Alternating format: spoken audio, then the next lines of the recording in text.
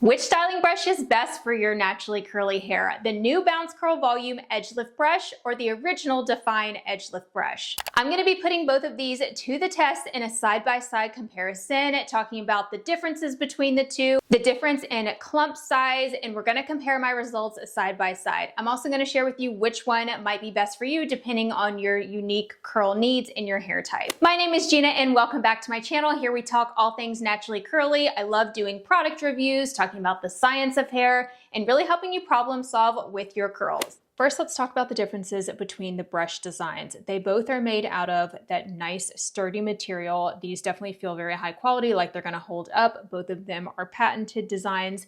They both have vegan boar bristles. So the bristles are actually made out of a synthetic material, not boar, which can be very harsh on the hair. So I actually like these bristles a lot better than real boar. They both have a flexible cushioning backing to them. Both of them have the grooves around the edge, which is that patented design that's really going to help create curl clumps in your hair. And the differences in the spacing is going to affect the size of the curl clump. There's also a difference in the amount of rows of bristles. So you have more rows and more bristles on the volume brush on the right compared to the original Define brush on the left. There's a little bit more spacing between the rows of bristles. Both of them also have a pointed end to them, which is actually really handy for creating the sections when you're brush styling. I will show you how I use that in a little bit. Now for the side-by-side routines, I'm going to be doing the exact same hair routine. And this is just my typical hair routine. I usually apply my products to damp hair. I don't like to do soaking wet because I find that I get better results with my low density hair. I'm using the Twist Weather Up Lotion, which is a curl cream that has a lot of humidity blocking ingredients. In the original routine where I used the Define brush, I used the Twist products, so that's why I went with those again for this, so that way we could do a true side-by-side comparison, but it seems like the Twist products are being discontinued. I am going to link them for you down below. Hopefully I can find them in stock, but it's been a little bit hit or miss, but you can always check out my other product recommendation videos for more anti-humidity products if that is something you're looking for. You can use both of these brushes to distribute product, but make sure that your hair is already detangled. You do not want to use these brushes for any type of detangling. They're meant for styling, but you can just brush your product through. Just be careful not to cause any snags and make sure your hair is already detangled. Then I'm using the Twist Weather Up Gel, and I like to apply this in sections. So I did the same thing in both routines. This gel gives your hair a medium hold. So I do still get a little bit of frizz with it, but it's nice because it still enables more volume. So I did want to use that again for this routine because that's the gel I used in the original routine video. Both of them have a lot of slip, so I'm able to use both of them before I brush style. Now we're starting with the brush styling, and I can already see a difference in the clump size. One thing with my hair though is I try to not over clump the lower section. So I'm really careful to not have too thick curl clumps underneath, or else my hair can look really sparse and stringy. So it was nice with the volume brush how it was already a little bit separated, whereas with the Define brush, I had to separate the curl clumps a little bit. Looking at the wet results compared side by side, I could already tell a difference, but let's keep going. Moving on to the middle section, not a whole lot going on here, just applied the products and then did some horizontal and some vertical sections. I tried my best to pick up the exact same sections and do the same brush styling on each section. This section, I always do a horizontal section to better cover my scalp and give volume, and you can really see the difference in the clump size when looking at this section and the differences between the two. If you struggle with your scalp showing, you might want to go with the volume brush. This is where I really tend to use the pointed end of the brush to create clean section lines. I always do vertical sections around this top front section for my hair. This also helps me create better curl clumps, tuck in shorter hairs that I have in this area, and also tame the gray hairs that I have. It really helps to do a more precise styling technique with these vertical sections.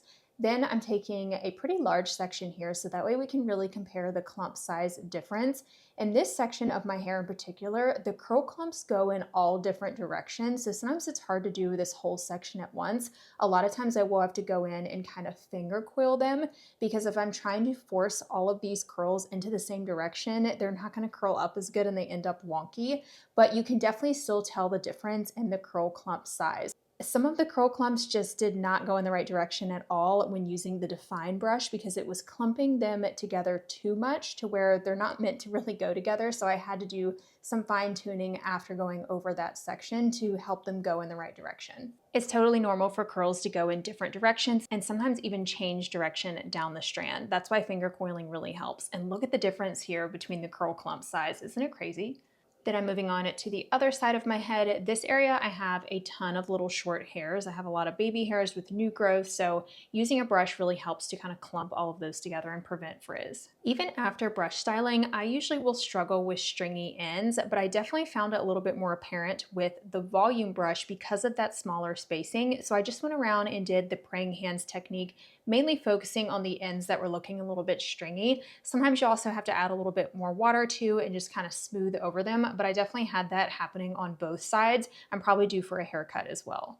I also always check the back around the crown area to make sure that my scalp is covered. I was seeing it a little bit more with the Define brush side, so I did have to kind of go over it just to cover it. Then I like to microplop, which is just where I take my hair towel and then go around and scrunch my hair. This just helps speed up the dry time, absorbs any excess water. And then I usually go in with a second layer of gel just to add extra hold. Sometimes I will even do the praying hands technique to smooth any frizz that could have formed during microplopping. And then I'm ready to go in and diffuse. But before we diffuse, let's take a look at the wet results, because I can definitely tell a difference between the thickness of my hair. My hair looks a lot thicker on the right side compared to the left, but I noticed more ringlets happening on the left side. But we gotta check out the results after the hair is dried. So I'm gonna go ahead and diffuse. I'm just using my Curlsmith Diffrizzion hair dryer on both routines, same diffusing routine that I always do. Now it's time to compare my results side by side. This is how my hair looked while it was still in the cast after it was completely dried. I couldn't remember if I scrunched out the cast when I did that original routine using the Define brush,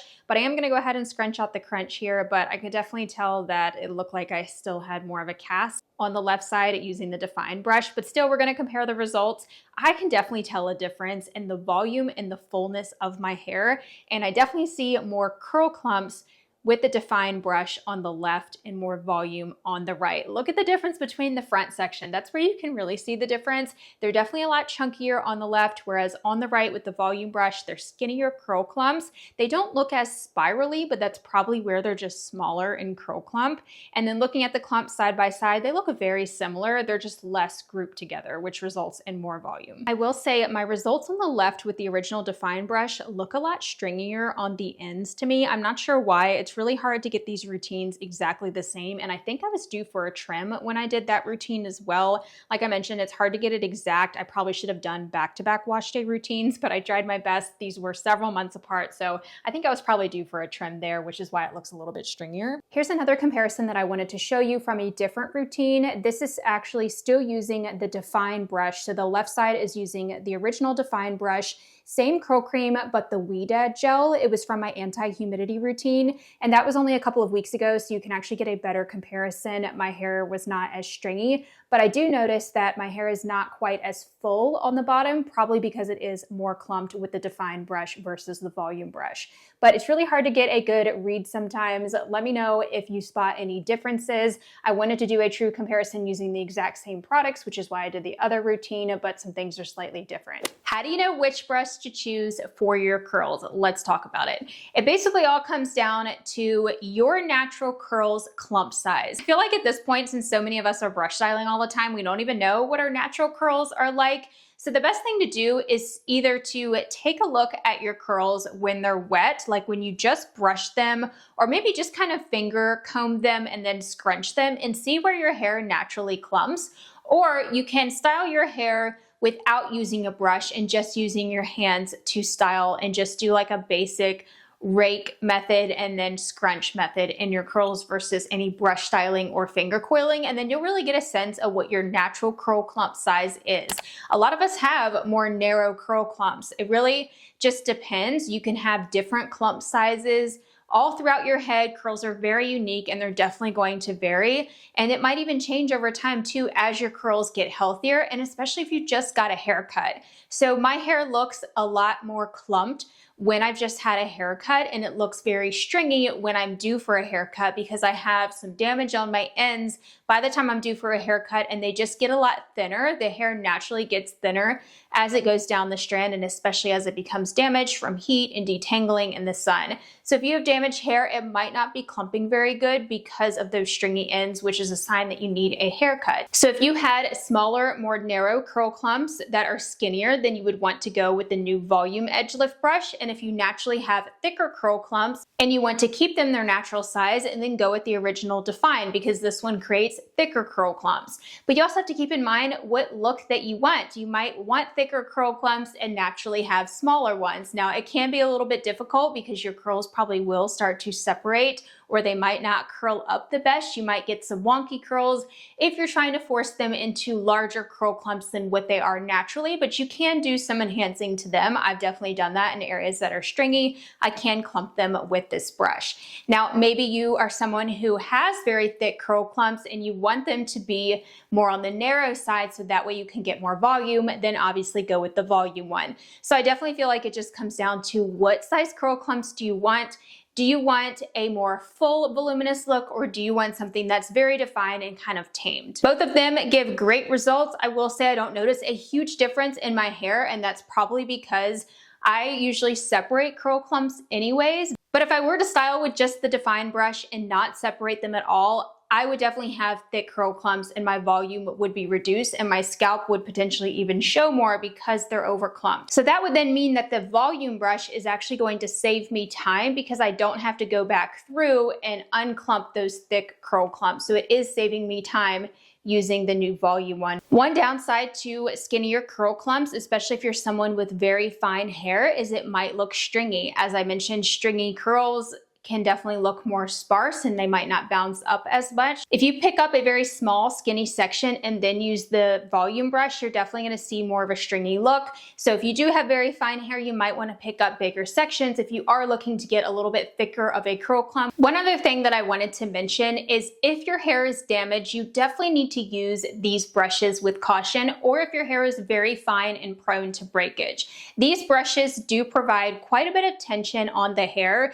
but it hasn't caused me a ton of breakage like with other boar bristle brushes. Those I don't like on my hair. They're definitely too harsh and too stiff. And pay close attention to the amount of hair that you're shedding within the brush, and make sure that you're not seeing a bunch of breakage. Look closely at your hairs and make sure that you're not seeing a bunch of short hairs. You can tell if it's just a naturally shed hair or breakage. You do want to look at the end where it came out of your head. If it has that little bulb on it where it has like some sebum on it, that means it did come out of your scalp. Whereas if it looks like it's broken with like a split end and you don't see that bulb at the end, then that could be breakage, especially if you're seeing a bunch of shorter hairs. So I would avoid these brushes overall if you have very damaged or very fine, fragile hair. Even if you have healthy hair, make sure you have enough slip in your hair. That's why I chose the products that I did to use with this routine, because they give the hair a lot of slip, and I apply them before I brush style because they do help the brush glide a lot better. Sometimes I notice hairs that have definitely had a lot of tension on them. They're not necessarily broken,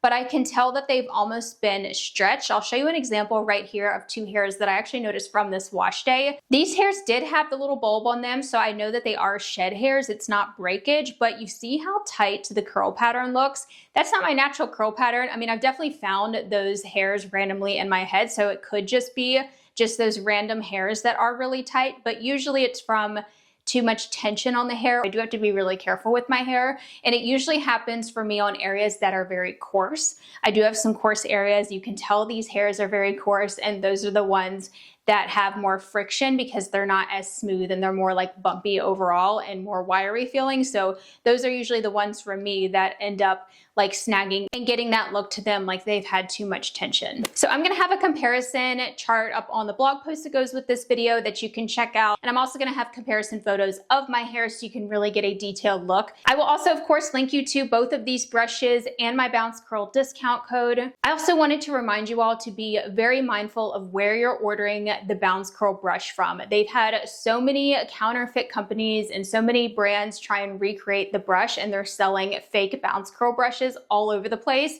Bounce Curl brushes are only sold on the Bounce Curl website. I believe you can also find them on TikTok Shop as well, but I don't think they're on Amazon. They're not on Walmart, so avoid ordering from those stores. If you're gonna order from those, it could be fakes and they could damage your hair. And plus you don't wanna support companies that are doing that. Bounce Curl is a very nice small business and we want to keep supporting them. So make sure you're ordering through the links down below, because I will link you to the Bounce Curl website where you can ensure that you're getting the real brush, which is now patented. If you like a more clumped look in your curls, but you're also trying to tame frizz and maintain some volume, check out the recent video that I did. I will have it linked right here on the screen. It's actually using pretty affordable products, and I show you how to get more curl clumps without the frizz in the video. So I will talk to you over there.